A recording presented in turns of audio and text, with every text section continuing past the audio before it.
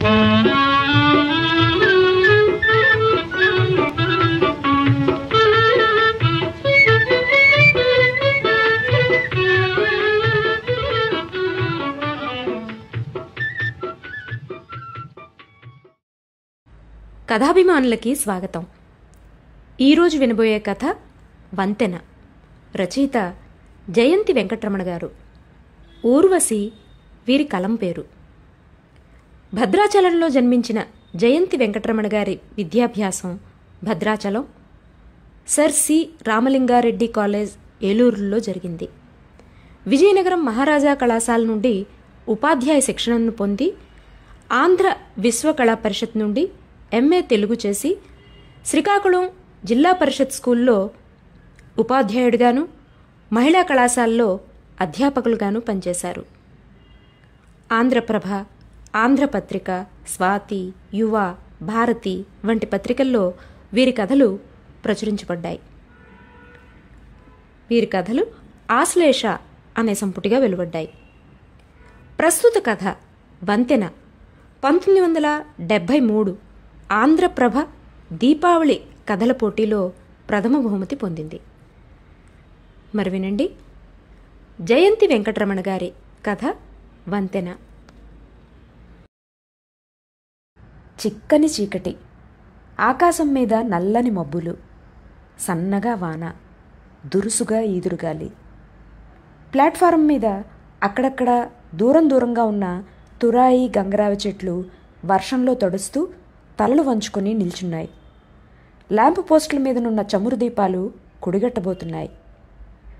Railway లైన్ల అవతల చెన్నూరులో పోగుపడ్డ పూరిళ్ళు ఆ చలికి ఆ చీకటిలో కంబళి కప్పుకొని జోగుతున్నాయి నిద్రకు. ఊరి మధ్య చెరువుగట్టునున్న చింత చెట్ల మీది ఋషిపక్షులు స్వేచ్ఛగా ప్లాట్ఫారం మీదకి అప్పుడప్పుడు దాడి చేస్తున్నాయి. స్టేషన్ మాస్టర్ గదిలో గోడ గడియారం 1 గంట కొట్టింది. గడియారంలో ముళ్ళు మాత్రం 11 గంటలనే చూపుతున్నాయి. స్టేషన్ మాస్టర్ రాఘవరావు తలెత్తి గడియారం వైపు ఒకసారి చూసి హరికెన్ లాంతర్ని స్లాట్ బాక్స్కు దగ్గరగా జరిపి కుర్చీలో వెనకకు చేరగిలిపడ్డాడు. మాస్టారు, ప్యాసింజర్ బండి ఎన్ని గంటలకు వస్తుందండి? తలెత్తాడు రాఘవరావు. ద్వారం దగ్గర 18 ఏళ్ల ప్రాయంలో ఉన్న యువతి అడుగుతోంది. ఆకాశంలో సన్నని మెరుపు ఏ సవ్వడి లేకుండా అల్లరి పిల్లల చెంగును పరిగెత్తింది. ఏ ప్యాసింజర్ బండమ్మా? అడిగాడు రాఘవరావు. హైదరాబాద్ పోయే ప్యాసింజర్ బండండి. అది సామర్లకోటకు కూడా పోతుంది కదండి? బెదురుగా చూస్తూ అడిగిందామె. ఆహా, ఆ ట్రైనా? నిజానికైతే అది ఈ ఊరికి ఈ వేళకు రావాల్సిందే. కానీ ఈరోజు 2 గంటలు లేటు. 1 గంటకు వస్తుంది. 2 గంటలే? ఆ ట్రైనుకు ముందు వచ్చే మరే ట్రైను లేదా అండి? సుమారుగా ద్వారానికి అతుక్కుపోయి ఉందామె. కుడికాలు గుమ్మం మీదుంచి కుడి చేత్తో ద్వారాన్ని పట్టుకుని నిల్చుంది. ఆమె ముఖం తప్ప పూర్తి రూపం రాఘవరావుకు గోచరం కాలేదు. ఆమె మాట్లాడుతుంటే కనులు మాత్రం వింతగా కదులుతున్నాయి. రాఘవరావు బ్రుకుటి ముడిచి కుర్చీలోంచి లేచి 4 అడుగులు వేసి, లేదమ్మా, ఒకవేళ ఉన్నా ప్యాసింజర్ బండి తప్ప మరే బండి ఆగదు. ఏం చేస్తామమ్మా, మాది చిన్న స్టేషను, మేము చిన్న మాస్టర్లం. ఏ ఊరు వెళ్ళాలమ్మా? అడిగాడు.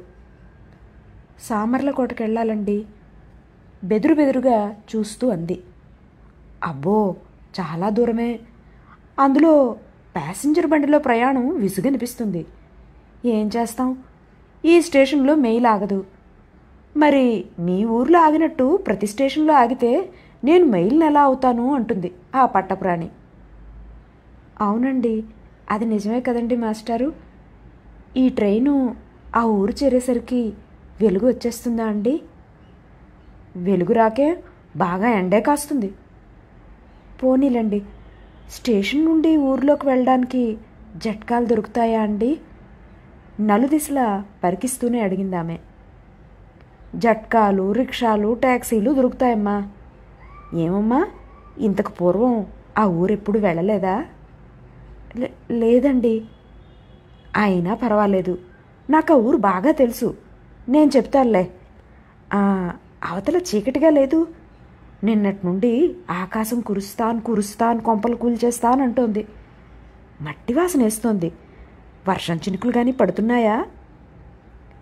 సన్నగా వాన పడుతుందండి అంది చేతుల మీద నుదుటి మీద పడ్డ వర్షపు చినుకులు తుడుచుకుంటూ. అయ్యో, వర్షంలో తడిసినట్టున్నావు. వచ్చి ఆ బల్ల మీద కూర్చో అమ్మా. నీతో మరెవరైనా ఉన్నారా? వారిని లోపలికి రమ్మను ఆహ్వానించాడు రాఘవరావు. మరెవరూ లేరండి, నేనొక్కరితోనే. అలాగా, వచ్చి లోపల కూర్చో అమ్మా, పర్వాలేదు. ఆ బ్యాగు టేబుల్ మీద పెట్టు. అద్గది, చెప్పాను కదమ్మా, మాది చిన్న స్టేషన్ అని. మాకు ప్రయాణికుల వెయిటింగ్ రూమ్ ఉంటుంది, కానీ ఎవరికీ ఉపయోగయోగ్యం కాదు. ఈ స్టేషన్కు కరెంట్ లేదు, చమురు దీపాలే గతి. 2 ప్యాసింజర్లు ట్రైన్ ఎక్కితే ఒకడు ట్రైన్ దిగుతాడు. అందుకనే ఈ స్టేషన్ ఎత్తేద్దాం అనుకున్నారు ఆ మధ్య. కానీ మేం మెయిల్ ట్రైన్నే ఆపించాలని చూస్తుంటే స్టేషనే ఎత్తేస్తారా అంటూ పెద్దలెవరో అడ్డు తగిలారు. ఇది ఇలా నిలబడింది. ఫోన్ రింగ్ అయింది. రాఘవరావు మెసేజ్ అందుకొని స్లాట్ ఇచ్చి క్యాబిన్కి ఫోన్ చేస్తూ కోనారి అంటూ కేకేశాడు. బాబూ! గోడ ప్రక్కన బీడీ కాల్చుకుంటూ కూర్చున్న కోనారి బీడీని గోడ ప్రక్క దాచుకుంటూ పలికాడు. అవుట్ కొట్టు ప్యాసింజర్కి. కోనారి పరుగెత్తాడు. ప్యాసింజరా? ఆతృతతో అడిగిందామె. మీ ప్యాసింజర్ కాదమ్మా, ఇది పూరి వెళ్లే ప్యాసింజరు. మీ బండికి ఇంకా చాలా వ్యవధి ఉంది. కానీ నాతో కూర్చుంటే గంటలైనా నిమిషాల్లా గడిచిపోతాయి. నా ఎదురుగా మనిషి ఉంటే మాట్లాడకుండా ఊరుకోలేను. కానీ అమ్మాయి, ఒక ప్రశ్న. నిన్ను చూచిన దగ్గర నుండి ఎక్కడో చూశాననే అనిపిస్తోంది, కానీ ఎక్కడ చూశానో గుర్తుకు రావడం లేదు.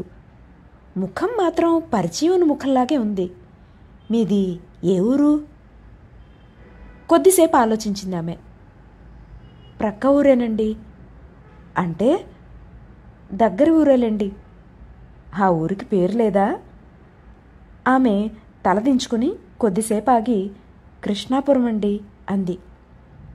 కృష్ణాపురమా?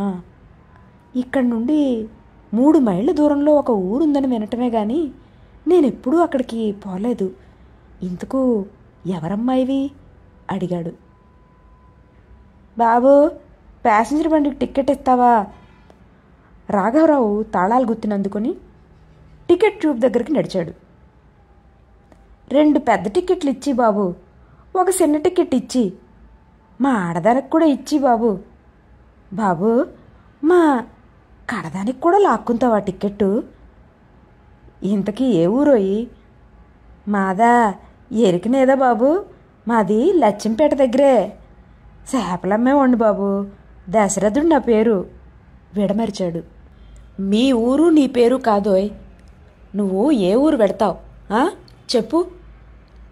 బాబు, చెప్పినాను, సింహాచలం మొంగలే చెప్పినాను బాబు, నీ వినుకోలేదు. ఆ ట్రైన్కి ఇంకా టైం ఉందోయ్. ఇచ్చి బాబు, మళ్ళా బండి వస్తే అలరా. ఫోన్ రింగ్ అయింది. కోనారి ఫోన్ అందుకున్నాడు. ప్యాసింజర్ హోమ్ సిగ్నల్ పాస్ అయింది. కోనారి సైట్ కొట్టాడు. రాఘవరావు ప్యాసింజర్కి టికెట్లు ఇచ్చి కోటు తొడుక్కొని ప్లాట్ఫారం మీదకి కదిలాడు. కోనారి అతని వెనుక హ్యాండ్ సిగ్నల్ సరిచేసుకుని కదిలాడు. ప్లాట్ఫారం మీద ఋషిపక్షులు తాము దాగున్న స్థలాల నుండి చెదిరిపోయాయి. ట్రైన్లోంచి ముచ్చటగా 3 దిగారు. ఒక్కడు మాత్రమే రాఘవరావు దృష్టికి అందాడు. పట్టాలు దాటి అవతలికి పోయినవాడు, ఫెన్సింగ్లోంచి సందు చేసుకుని పోయినవాడు రాఘవరావు దృష్టికి అందలేదు. కోనారి గంట కొట్టాడు. రాఘవరావు పచ్చదీపం చూపాడు. ట్రైన్ కదిలింది. తల మీద, ముఖం మీద, కళ్ళద్దాల మీద పడ్డ వర్షపు చినుకులు రుమాలతో తుడుచుకుంటూ తన సీటు ముందుకు చేరబోతున్న రాఘవరావు తెల్లబోయాడు. టేబుల్ మీద బ్యాగ్ లేదు, బల్ల మీద అమ్మాయి లేదు.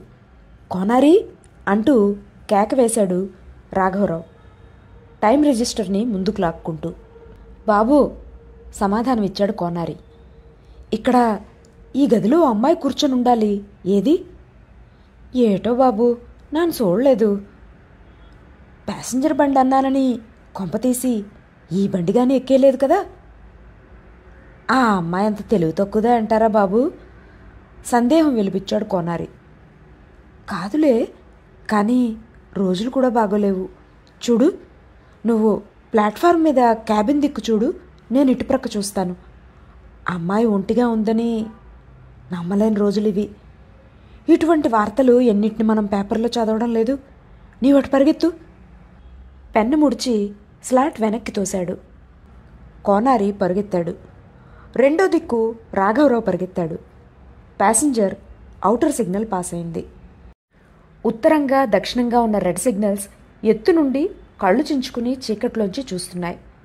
దూరాన వంపు తిరిగిన నది మీద వంతెన చీకట్లో కనిపించడం లేదు. కానీ ఆ వంతెనని రాఘవరావు గుర్తుపట్టగలడు. జల్లుగా వాన పడుతోంది. ల్యాంప్ పోస్టుల మీద దీపాలు ఆరిపోయాయి. ప్లాట్ఫారం మీద చీకటి ముద్ద కట్టుకుంది. ముందుకు కదులుతున్న రాఘవరావు ఆగాడు. తురాయి చెట్టు క్రింద సిమెంటు బల్ల మీద ఏదో ఆకారం. తల మీద నుండి ముసుగు. రాఘవరావు గుర్తుపట్టాడు. అమ్మాయి, అమ్మాయి, ఇక్కడున్నావా? నీకోసం స్టేషన్ అంతా గాలించేస్తున్నావు. అది సరే, అక్కడంత జాగా ఉండగా ఇక్కడ ఈ చీకట్లో, ఈ వానలో, ఈ చలిగాలిలో కూర్చున్నావేమమ్మా? నేనేమన్నా అవతలకు పొమ్మన్నానా? పద పద. గాలి కదిలింది. చెట్టు మీద నుండి వర్షపు బిందువులు జలజలా రాలాయి. ఒంటి మీద పడ్డ వర్షపు బిందువులు తుడుచుకుంటూ నిల్చున్నదామె. పదమ్మా పద. నన్నిక్కడే ఉండనివ్వండి మాస్టారు, నాకిక్కడే బాగుంది. నాకు మాత్రం సామర్లకోటకు టిక్కెట్ ఇవ్వండి. పర్స్ తెరుస్తూ అందామె. నేను టిక్కెట్ ఇవ్వకపోను. ట్రైన్ రాకను పోదు. నీవు వెళ్ళకాగిపోవు. తండ్రి లాంటి వాడిని. నేనుండగా ఈ చీకటిలో, ఈ వర్షంలో, అందులో ఒంటరిగా. పైగా చీకటి మంచిది కాదమ్మా. ఒంటి మీద కాస్తో కూస్తో బంగారం ఉంది. కష్టాలు కోరి తెచ్చుకోకు. అసలు ఆడవాళ్ళు ఒంటరిగా ప్రయాణం చేయకూడదు. పైగా ఇలాంటి వాతావరణంలో. వచ్చి హాయిగా విశ్రాంతి తీసుకో. మరి ఆలోచించకు. వద్దులేండి మాస్టారు, నన్ను ఒంటరిగా ఉండనివ్వండి. అర్థమవుతోంది, నీ మనసు బాగోలేదు.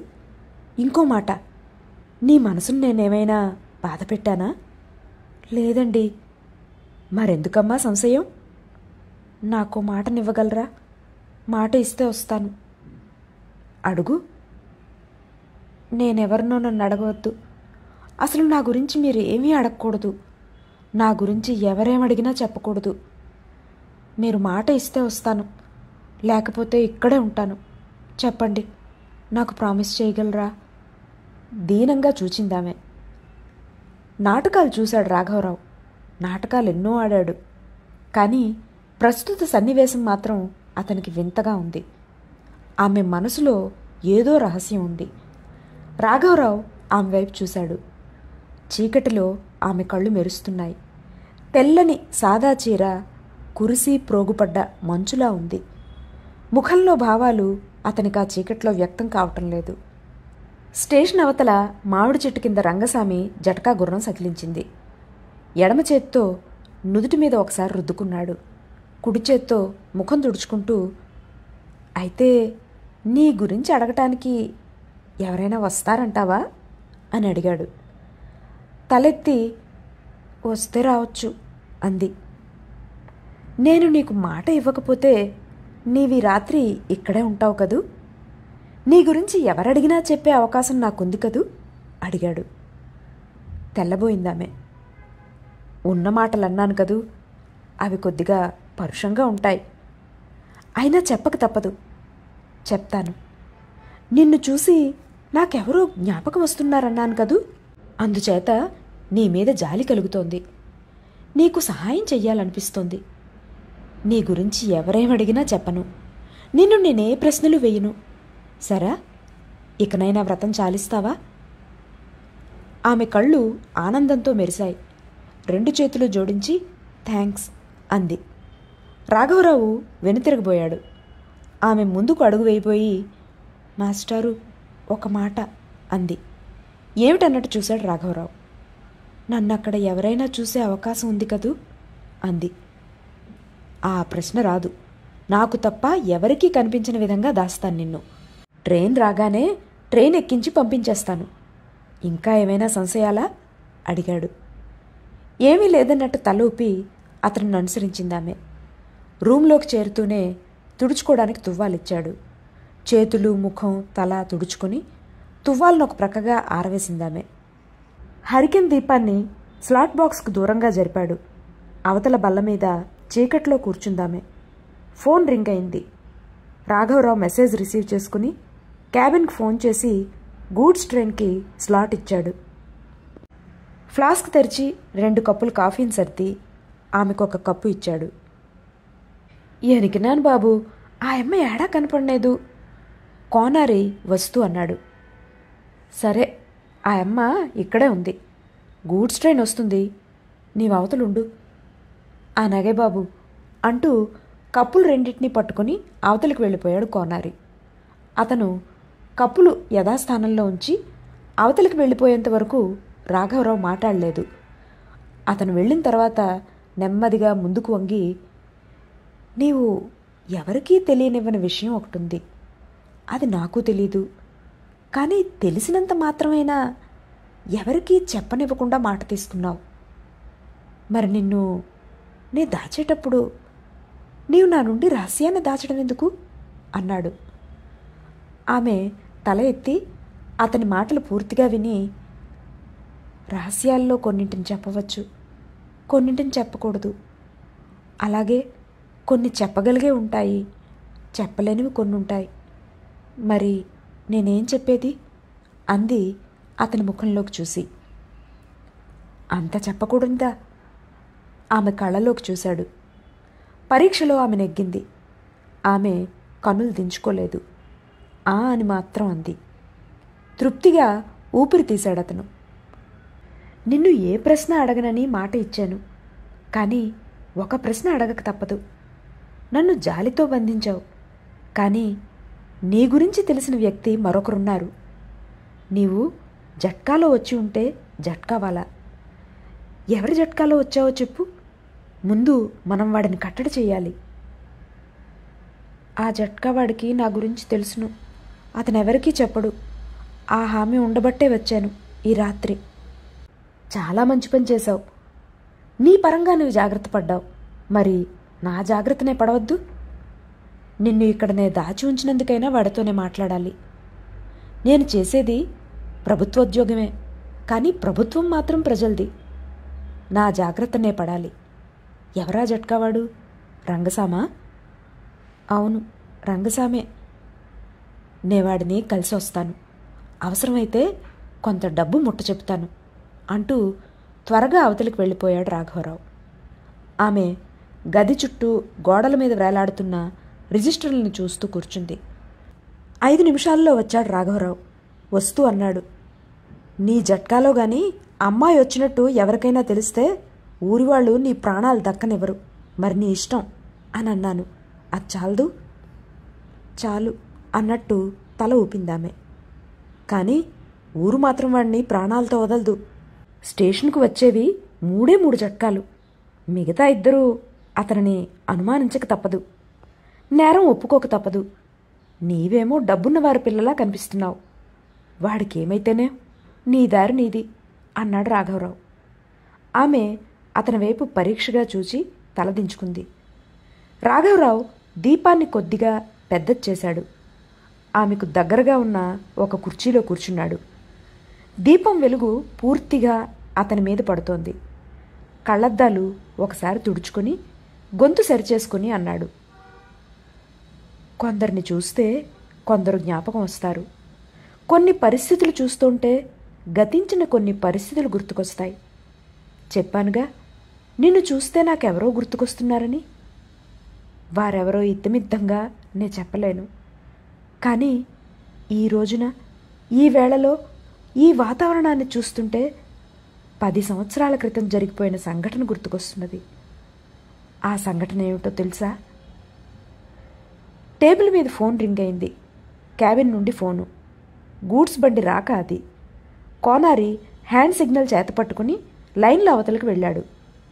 రాఘవరావు ప్లాట్ఫారం మీదకి వెళ్ళేసరికి స్టేషన్లోకి ప్రవేశించింది గూడ్స్ పాస్ అయింది. రాఘవరావు టైం రిజిస్టర్లో టైం నోట్ చేసేంత వరకు ఆగి అతని ముఖం వైపు చూసిందామె. రాఘవరావు తలెత్తి, ఆ రోజు అంటే అక్టోబర్ 12వ తారీఖు నాడు, ఆ రోజు కూడా ఈ రోజులాగే వర్షం పడుతోంది. రాత్రివేళ చలితో కూడిన గాలి, ఆ గాలిలో ఆ వానలో, ఆ గాలివానలో నీలాగే వయసులో ఉన్న అమ్మాయి, పరువుల్లో ఉన్న కుర్రవాడు ప్యాసింజర్ ట్రైన్ కోసం వచ్చారు. ఇక్కడికి కాదు, ఈ స్టేషన్కి కాదు, ఈ ఊరికి కూడా కాదు. అప్పుడు నేను స్టేషన్ మాస్టర్ని కాను. అప్పుడు నాదొక చిన్న ఉద్యోగం. కుటుంబం మాత్రం చిన్నదేం కాదు. 2 కూతుళ్ళు, 1 కొడుకు, నేను, నా భార్య. ఆ రోజు రాత్రి 1 గంటప్పుడు ఒక జంట రావడం స్టేషన్ మాస్టర్ చూశాడు. ఆమె ఆ రోజు నల్లని చీర, నల్లని జాకెట్టు ధరించింది. ఆమెది తెల్లని శరీరం. ఆ రంగుకు నలుపు అందాన్నిస్తుందనే ఆమె భావన. కానీ నీకు తెలుసో తెలీదో, నలుపు అశుభాన్ని సూచిస్తుందంటారు. అది అలానే జరిగింది. స్టేషన్ మాస్టరు వారిద్దరినీ చూశాడు. ఆమెను మాత్రం ఎప్పుడో ఎక్కడో చూచినట్టు అతనికి గుర్తు. కానీ అతనిని చూచిన గుర్తులేదు అతనికి. ఆ రాత్రివేళ ప్రయాణిస్తున్న వారిని అతను అనుమానించలేదు. వారిద్దరూ భార్యాభర్తలు ఎందుకు కాకూడదు, అన్నా చెల్లి ఎందుకు కాకూడదు అని అతను అనుకున్నాడే గాని వారి ముఖాలలో ఆందోళనని అతను కనిపెట్టలేదు.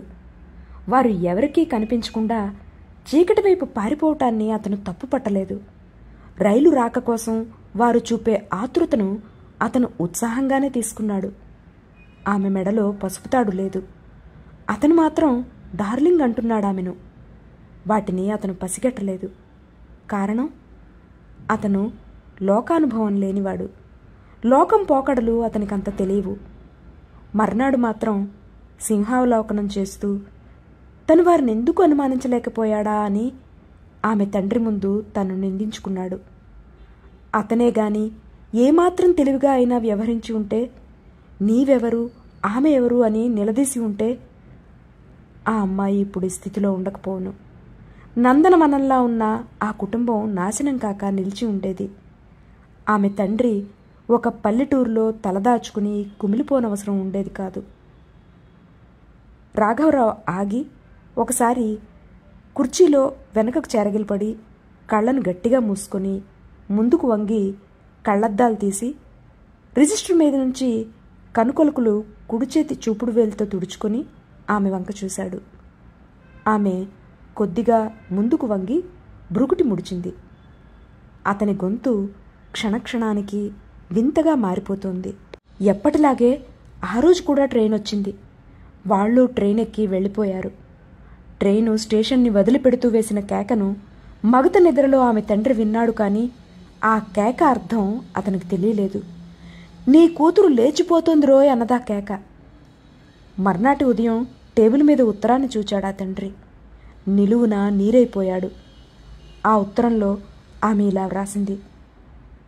కళ్ళు మూసుకుని కుడిచేతి చూపుడు వేలుతో నిలువుగా 1-2 సార్లు రుద్దుకొని అన్నాడు రాఘవరావు. నాన్న, నేను రమేష్ వెళ్ళిపోతున్నాం. మా పెళ్లికి నీవిష్టపడవని మాకు తెలుసు. నా గురించి వెతకవద్దు. సెలవు. ఇది ఆ ఉత్తరం. ఉత్తరాన్ని తండ్రి చదివాడు. అందరూ విన్నారు. ఉత్తరంలో విషయాన్ని తెలుసుకున్న ఆమె తల్లి, గుండె జబ్బుతో బాధపడుతున్న అతని భార్య, మనసుకు తగిలిన దెబ్బకు తట్టుకోలేక ఆ రోజు మధ్యాహ్నమే మరణించింది. ఆ రోజు అక్టోబర్ 13. రాఘవరావు కొద్దిసేపు ఆగి టేబుల్ మీద చేతులాంచి మళ్లీ ప్రారంభించాడు. భార్య పోయిన బాధతో కృంగిపోతూనే కూతురు కోసం ప్రయత్నాలు చేశాడు. అతనికి తెలుసు ఆమె చాలా అమాయకురాలని. అందుకనే ఏనాటికైనా ఆమెను ఇంటికి తేవాలని ప్రయత్నాలు చేశాడు. రైల్వే స్టేషన్ ఇచ్చిన సమాచారాన్ని అందుకుని బయలుదేరాడు. కానీ ఎక్కడని వెతకగలడు, ఎంతకాలమని వెతకగలడు? నిజానికి వాళ్ళు టిక్కెట్లు తీసుకున్నది ఒక ఊరికి, వెళ్ళింది మరో చోటికి. వెతికి వేసారి పిచ్చివాడై తిరిగి వచ్చాడామె తండ్రి. ఇక ఆ ఊరిలో ఉండలేక బదిలీ పెట్టుకుని ఆ ఊరు వదిలి వచ్చాడు. ఆ రోజు నవంబర్ 7వ తారీఖు. ఇప్పటికైనా అతనికి శాంతి లభించిందా? లేదు. ఆమె వేసిన తప్పటడుక్కి ప్రతిఫలాన్ని ఇప్పటికీ అతను రుచి చూస్తూనే ఉన్నాడు. కొరడా దెబ్బలు తింటూనే ఉన్నాడు. ఇది ఆ తండ్రి కథ. ఇది ఆ అభాగ్యుడి కథ. కళ్ళల్లో చేరిన కన్నీటిని నిగ్రహించుకునే ప్రయత్నం చేస్తూ తలను క్రిందికి దించుకున్నాడు. ఆమె మాటలు లేనిదైంది. నేను చెప్పిన ఈ సంఘటనతో నీ మనసు పాడైంది కదూ? కానీ నిన్ను బాధ పెట్టాలని నేను ఈ విషయాన్ని నీకు చెప్పలేదమ్మా. ఇంతకు పూర్వం ఈ కథను నేను ఎవరికీ చెప్పలేదు. కానీ ఈ రోజున ఈ గాలి వానను చూస్తుంటే చెప్పాలనిపించింది. చెప్పాను. ఆమె కూడా నీలాగే అందంగా, ఆరోగ్యంగా, అమాయకంగా ఉండేది. నిన్ను చూస్తే ఆమె నాకు గుర్తుకు రాలేదు. ఈరోజు వాతావరణం గుర్తు తెచ్చింది ఆమెను. చెబుతూ తల ఎత్తాడు. అతను తల ఎత్తగానే, ఇంత వివరంగా ఇన్ని విషయాలు చెబుతున్నారు. మీకు ఆమె తెలుసా? ఆ కుటుంబం మీకు బాగా తెలుసా అని అడిగింది. తలను ఒక పక్కగా ఉంచి అదో మాదిరిగా వైరాగ్యంతో కూడిన నవ్వు నవ్వి, ఆమె ఎవరో అయితే నాకు ఈ బాధ ఎందుకమ్మా, ఈ కన్నీరెందుకు? ఆమె ఎవరో కాదు, నర్మద. నర్మద నా కూతురు. ఆ దౌర్భాగ్యుణ్ణి నేనేనమ్మా అన్నాడు. రాఘవరావు కంటి వెంట 2 కన్నీటి బిందువులు రాలిపడ్డాయి. నర్మద పడుతున్న బాధలను కళ్ళారా చూస్తూ నరకాన్ని అనుభవిస్తున్న ఆ తండ్రిని నేనేనమ్మా అన్నాడు రాఘవరావు ఆమె వంక తిరిగి. అయ్యయ్యో, ఎంత బాధాకరమైన విషయం. ఇంతకు ఆమె ఏమైంది? అతనేమయ్యాడు? వాళ్ళు కులాసాగా లేరా? చెమర్చిన కళ్ళతో అడిగిందామె. అవును, అడగవలసిన విషయమే అది. రమేష్, నర్మద కులాసాగా ఉండి ఉంటే ఇంత బాధ నాకెందుకు? కొంతలో కొంత తృప్తి అని సర్దుకునేవాణ్ణి. కానీ అలా జరగలేదు. అసలేం జరిగిందంటే, అసలు రాఘవరావుకు మాటలు రాలేదు. తల వంచుకున్నవాడల్లా కుర్చీలోంచి లేచి కంటి బిందువులు తుడుచుకుని గంభీరంగా ఉండటానికి ప్రయత్నిస్తూ గదిలో 2-3 సార్లు పచారులు చేశాడు. గుమ్మం దగ్గరికెళ్ళి కోనారి అంటూ కేకేశాడు. 3వ పిలుపుకి పరిగెత్తుకుంటూ వచ్చాడు. మూర్తిగారు రాలేదా అని రాఘవరావు అడుగుతుండగానే ఏఎస్ఎం మూర్తి వచ్చాడు. అతనికి చార్జ్ అప్పగించి, పదమ్మా, ఇంటి దగ్గర విశ్రాంతి తీసుకుందాం, అక్కడే మాట్లాడుకోవచ్చు అంటూ ఆమెను తీసుకుని బయలుదేరాడు. ఇంటి తాళం తీస్తుంటే, మీరు ఒక్కరే ఉంటున్నారా బాబుగారు అని అడిగిందామె. ఒంటరిగా ఉండమని దేవుడు శాసించిన తర్వాత తప్పుతుందా అమ్మా? ఆమె సమాధానం ఇయ్యలేకపోయింది. దీపం వెలిగించి ఆమె కూర్చోటానికి కుర్చీ చూపి స్టవ్ వెలిగించి నీళ్లు పెట్టాడు. స్టవ్ ముందు గొంతుకిళ్ళా కూర్చుంటూ, అసలు నర్మద చాలా మంచి పిల్ల. అమ్మలు, నా మాటనెప్పుడూ కాదని ఎరగదు. కానీ అలాంటి నర్మద నన్ను మోసం చేసి తన్ను మోసం చేసుకుంటుందనుకోలేదు. ఈ దౌర్భాగ్య పరిస్థితిని తెచ్చుకుంటుందనుకోలేదు అంటూ ఆగాడు రాఘవరావు. స్టవ్ నీలిమంటలు అతని ముఖం మీద పడి అతని ముఖం మీద విషాదాన్ని మరీ నీలంగా చూపిస్తున్నాయి. ఆ స్టవ్ ధ్వనిలో అతడు విడిచిన నిట్టూర్పులు ఆమెకు వినిపించలేదు. నేనప్పుడు చేసేది చిన్న ఉద్యోగమైనా, కుటుంబం పెద్దదైనా నర్మద పెళ్లి ఘనంగా చేయాలని అన్ని ఏర్పాట్లు చేశాను.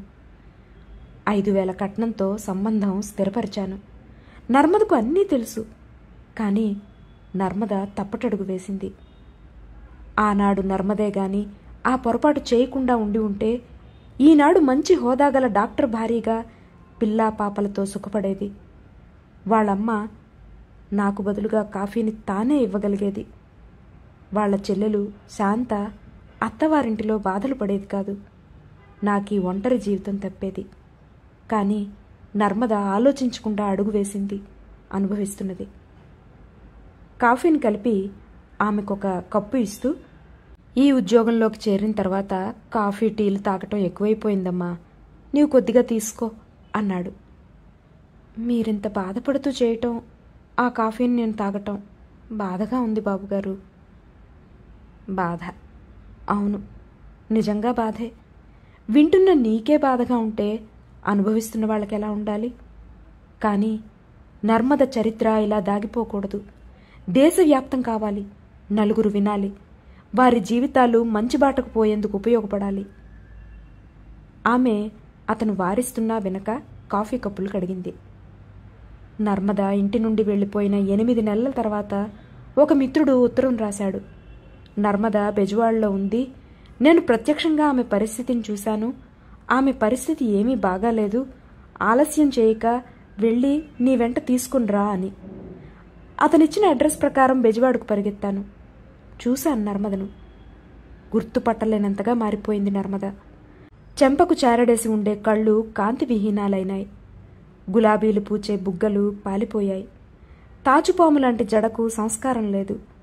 చిరిగిన బట్టలతో, ఎముకలు వెళ్లకొచ్చే శరీరంతో రోడ్డు పక్కన ఉండే ముష్టిదాన్లా ఉంది. నే వెళ్లేసరికి నన్ను చూడగానే బావురుమని ఏడ్చింది. అతనేడమ్మా? నెమ్మదిగా అడిగాను. ఉద్యోగం కోసమని మద్రాసు వెళ్లారు నాన్న. అప్పుడే 3 నెలలైంది.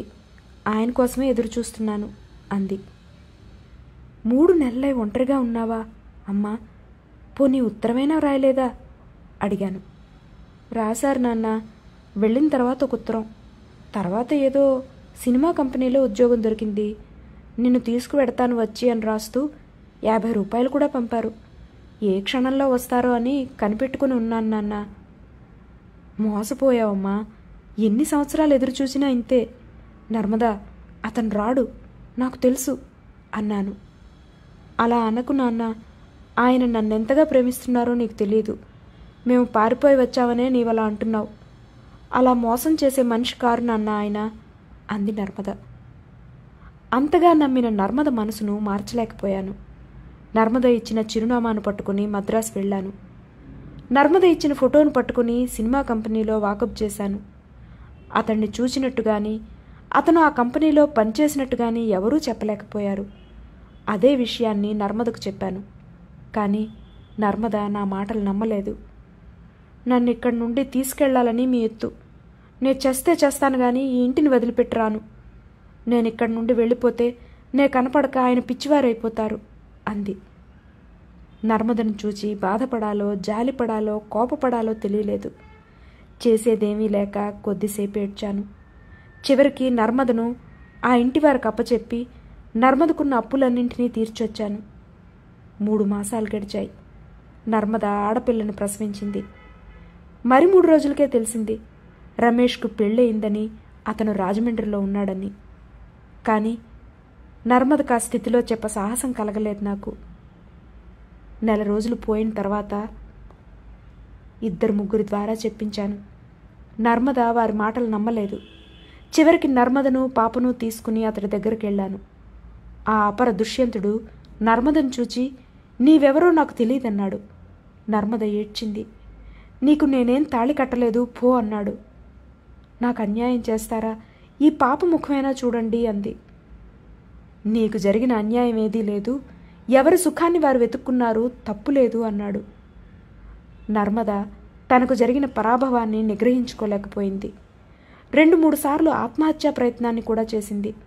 కానీ నా అదృష్టం వల్ల బ్రతికింది. నర్మద మాత్రం మారిపోయింది. క్రమక్రమంగా మతి చెలించడం ప్రారంభించింది. ఇప్పుడు నర్మద మందులేని వ్యాధితో బాధపడుతూ విశాఖ మెంటల్ హాస్పిటల్లో ఉంది. పిచ్చివాళ్ల మధ్య చావు కోసం ఎదురు చూస్తూ ఉంది నా బంగారు తల్లి. రాఘవరావు దుఃఖాన్ని నిగ్రహించుకోలేకపోయాడు. ఆమె కన్నుల్లో కన్నీరు ఉక్కింది. అతని చేత పరాభవాన్ని పొందిన తర్వాత నర్మద అన్న మాటలు నేను మర్చిపోలేను. ఆ మాటలు నా గుండెని పిండేస్తాయి. బాధను తవ్వి పోగులు పోస్తాయి. నర్మద ఏమందో తెలుసా? ఏమంది బావుగారు? నాన్న, ఆ వర్షం రోజు రాత్రి నీవు గాని అమ్మ గాని మరెవరైనా నన్ను ఆపి మందలించి ఉండుంటే ఇప్పుడు ఈ అవమానం నాకు తప్పేదిగా నాన్న. నేను తప్పు చేస్తే శిక్షించే హక్కు నీకు లేదు.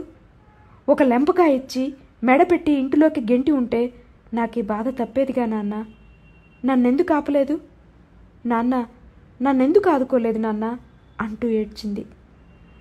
నర్మద మాటలు జ్ఞాపకానికి వచ్చినప్పుడల్లా గడిచిన కాలాన్నంతా దాటి వెనకకు పరిగెత్తిపోయి నర్మదను, అమలు, అదేమిటి ఏడుస్తున్నావా అడిగాడు రాఘవరావు. లేదు బాబుగారు, నర్మద మాటలు వింటుంటే కన్నీరు తిరిగింది. కన్నీరు తుడుచుకుంది. నెమ్మదిగా తల ఎత్తి రాఘవరావు వైపు చూస్తూ, బాబుగారు, అందరూ అతనిలాగే ఉంటారా అని అడిగింది. ఆమె ప్రశ్నకు సమాధానం ఇక, నీ పేరేమిటమ్మా అని అడిగాడు. నా పేరు ప్రమీల బాబుగారు, ముందు నా సందేహం నివృత్తి చేయండి అంది. రాఘవరావు కొద్దిసేపు ఆలోచించి, ఏ మనిషి ప్రత్యేకంగా చెడ్డవాడు కాదు ప్రమీల, కానీ మంచితనమో చెడ్డతనమో ఆపాదించబడేది మనిషికే. పరిస్థితుల మీద నేరాన్ని మోపటం కూడా న్యాయం కాదు. పరిస్థితిని అర్థం చేసుకుని మనిషి వ్యవహరించాలి. అందుకు తగిన విజ్ఞత మనిషికుండాలి. మరి అదెక్కడి నుండి వస్తుంది? సమాజం నుండి. సమాజం అంటే ఎవరు?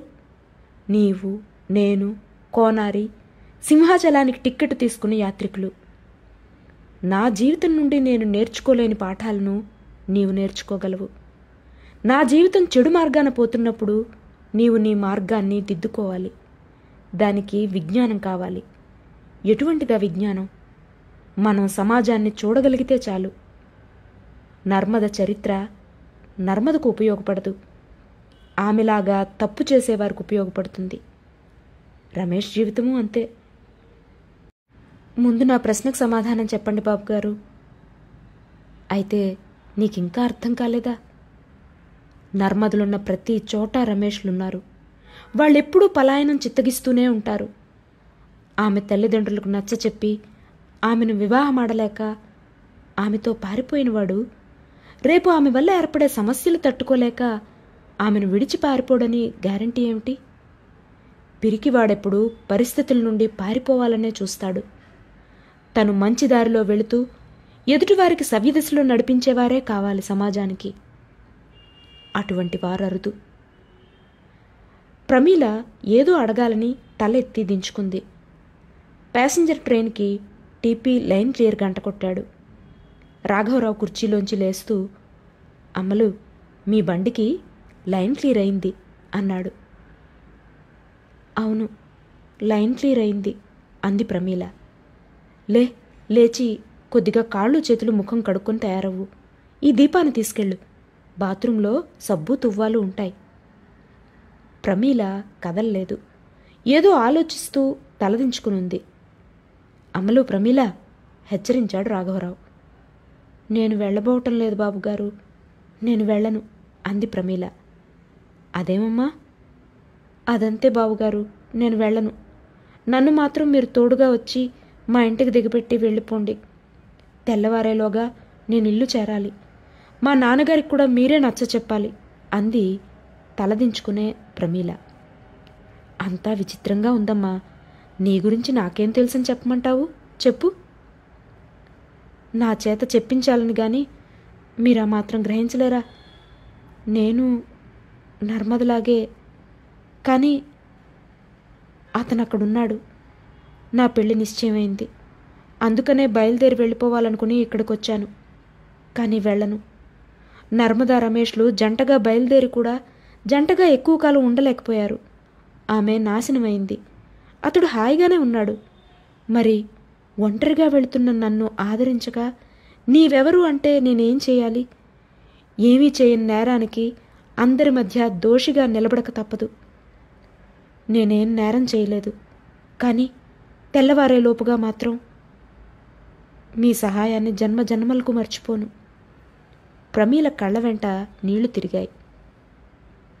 రాఘవరావు ఒక నిట్టూర్పు విడిచి ఇంటికి తాళం వేశాడు.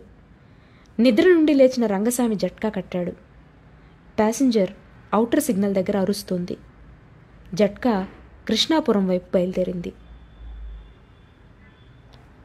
ఈ పెళ్లి సందడిలో నీ వచ్చావన్నది విన్నానే గాని పలకరించడం కాలేదు. రాఘవ, నీవు దేవుళ్ళ ఆదుకున్నావు, లేకపోతే ప్రమీల పెళ్లి జరిగేది కాదు. నేను చేసిందేముందిలే పార్వతి, నన్ను పొగడకు. తలదించుకుని అరటి బోదలకేసి చూస్తూ అన్నాడు రాఘవరావు. అలా అనకు రాఘవ, ప్రమీల నాకంతా చెప్పింది. నీవు ప్రమీలను వెంట పెట్టుకుని రావటం నేను చూశాను. నీవు ఆయనతో మాట్లాడడం కూడా విన్నాను. కానీ ఆ రాత్రివేళ నీవు అని గుర్తుపట్టలేదు. ఈనాడు పందిరిలో చూశాను, గుర్తుపట్టాను. నీవు దేవుడివి. నన్ను, నా కుటుంబాన్ని 2 సార్లు ఆదుకున్నావు. ఆగిపోయి అటు ఇటు చూచి కొద్దిగా దగ్గరగా వచ్చి స్వరాన్ని తగ్గించి, ఆనాడు నేనే సాహసం చేశానో ఈనాడు అదే సాహసాన్ని చేసింది ప్రమీల. ఆనాడు నన్ను ఇలానే వారించి వెనకకు పంపావు. నీలాగ మనుషులను, పరిస్థితులను అర్థం చేసుకుని త్యాగం చేయగలిగిన వారెందరూ? ఆనాడు నీవు చేతకానివాడివని, పిరికివాడివని, అసమర్థుడివని నిందించాను, ఏడ్చాను. తర్వాత అర్థమైంది నీవు లోకాన్నెంత బాగా అర్థం చేసుకున్నది. నీవు సామాన్యుడువు కావు రాఘవ, దేవుడివి అన్నది. ఆమె కళ్ళు కొద్దిగా చెమర్చాయి. కాదులే పార్వతి, నేను మామూలు మనిషినే. వస్తాను, సెలవి. చేతులు జోడించాడు రాఘవరావు. వెళ్ళిపోదు గానిలే రాఘవ, తొందరే. తల ఎత్తు, సిగ్గుపడతావే. నేను ఆనాటి పార్వతిని కాను. నాకొక విషయం చెప్పు రాఘవ, ప్రమీల నా కూతురని నీకెలా తెలుసు? ప్రమీల్ని నీవెలా గుర్తుపట్టావు? రాఘవరావు కొద్దిసేపు ఆగి అన్నాడు. ప్రమీల నీ కూతురని నాకు తెలియదు. అసలు ప్రమీలను ఇంతకు మునుపు నేనెప్పుడూ చూడలేదు. కానీ ఆమె ముఖంలో నీ పోలికలు చాలా కనిపించాయి. ఆమె కూర్చున్నప్పుడు ఒక పక్కగా చూస్తే నీవేనేమో అనే భ్రాంతి కూడా కలిగింది. ఆమె నడుస్తున్నా, మాట్లాడుతున్నా నీవే గుర్తుకొచ్చావు. వెనువెంటనే ఆ రాత్రి గుర్తుకు వచ్చింది. ప్రమీల తొందరపాటుకు బాధ కలిగింది. రంగస్వామి నా మీద ఉన్న గౌరవం చేత ప్రమీల గురించి అంతా చెప్పాడు. నీవే గుర్తుకొస్తుంటే ప్రమీల మీద జాలి చూపక తప్పలేదు. రంగస్వామిని వెళ్ళిపోవద్దని చెప్పి వచ్చాను. ప్రమీల నీ కూతురై ఉంటుందని మాత్రం నేను ఏదీ చేయలేదు. ప్రమీల ఎవరైనా నేను చేయగలిగేది అదే. నేను ఆ ఊరి స్టేషన్ మాస్టర్గా ఉన్నంతకాలం నా చేతి మీదుగా ఇలాంటి వారికి ఎప్పుడూ టికెట్ ఇవ్వను. పార్వతి, ఇది నిజం. ఇంతమందిని రక్షించిన నీవు నర్మదను మాత్రం రక్షించుకోలేకపోయావు. ప్రమీల లాంటి వారి కోసం నర్మద లాంటి వారు ఉండాలి పార్వతి. నిండుకుండవు. భార్య పోయింది, కూతురు అలా అయింది, చిన్న కూతురు సంసారం సరిలేదు. అయినా నీవు తొణకటం లేదు, బాధపడటం లేదు. బాధపడినంత మాత్రాన ప్రయోజనం ఏమిటి పార్వతి? ఎవరి జీవితాన్ని వారు జీవించక తప్పదు. మనం చెప్పినట్టు జీవితం ఉండదు. జీవితం చెప్పినట్టు మనం నడవాలి. బాధను బాధగానే తీసుకుంటే బ్రతకలేం. అంతా నాటకంలో మాట్లాడినట్టు మాట్లాడతావు రాఘవ. ఇంకా నాటకాలు వేస్తున్నావా? లేదు పార్వతి, మానేశాను. నేను జీవిస్తున్నా, నటిస్తున్నానని, నేను ఒక నాటకాలు రాయుడినని, నా ఆరాధన ఒక నాటకమని మీ వాళ్ళంతా నన్ను దూరం చేసిన తర్వాత నాటకరంగం మీద జీవించిన నేను వాళ్ళందరి తృప్తి కోసం నిన్ను దూరం చేసుకున్నాను. ఆనాటి నుండి స్టేజీ ఎక్కటం మానేశాను. కానీ జీవితంలో నటించక తప్పదుగా. అప్పుడప్పుడు నటిస్తున్నాను. ఆ రాత్రి కూడా ప్రమీల ముందు నటించక తప్పలేదు. తలదించుకున్నాడు రాఘవరావు. అంటే నర్మద నా కల్పన. తలదించుకునే అన్నాడు. కల్పన? మరి మరి గుండె జబ్బుతో మరణించిన భార్య? నాకు భార్య లేదు రాఘవ. నీకు భార్య లేదు? మరి మరి నీవు? నేనే. నాకు నేనే. వస్తాను. రాఘవ, ఆగు. నీ పరిస్థితికి నే బాధపడకూడదని ఇలా అంటున్నావా? ఇది కూడా నటనేనా? పార్వతి గొంతు బొంగురుపోయింది. సన్నగా నీరసంగా నవ్వాడు రాఘవరావు. నటనే పార్వతి, నా జీవితమంతా నటనే. ఈ నటనే పార్వతి నన్ను కోరుకున్న అమ్మాయిని నాకు దగ్గర చేసింది. ఈ నటనే నా నుండి ఆమెను దూరం చేసింది. ప్రమీల రహస్యాలు నాకు తెలుసని రంగస్వామి ముందు నటించాను. ఇది నిజమే. కానీ ఇప్పుడు మాత్రం, ఈ క్షణాన మాత్రం నటించడం లేదు పార్వతి. నన్ను నమ్ము. ఎడమ భుజం మీద నుండి ఛాతీ మీదుగా కుడిపక్కకు పోతున్న 3 జంధ్యం పోగుల్ని కుడి చేతితో బయటకు లాగి ఆమెకు కనిపించేలా చూపించి వెనుతిరిగి గబగబా అడుగులు వేసుకుంటూ వెళ్ళిపోయాడు రాఘవరావు. ఇది వంతెన కథ. ఇది ఈసారికి. వచ్చేసారి మరో మంచి కథతో కలుద్దాం. అంతవరకు సెలవు. నమస్కారం.